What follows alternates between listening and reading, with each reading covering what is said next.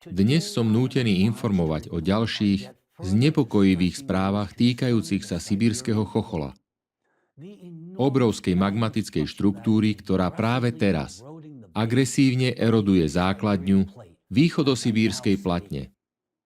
Napriek mojim mnohým výzvam, aby sa začalo konať, sa zdá, že ľudská komunita sa rozhodla ignorovať časové okno, v ktorom bolo možné začať s prípravnými opatreniami na kontrolovanú degazáciu sibírskeho magmatického chochola na území Ruska. Áno, počuli ste správne. Situácia, ktorej teraz čelíme, je kryštáľovo čistá.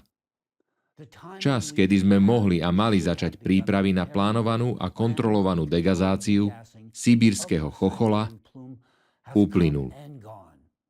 Povedané slušne, táto možnosť už nie je pre nikoho z nás dostupná. Dovoľte mi vysvetliť. V roku 2025 vstúpila Zem do novej fázy seizmickej aktivity. Boli ste toho svedkami.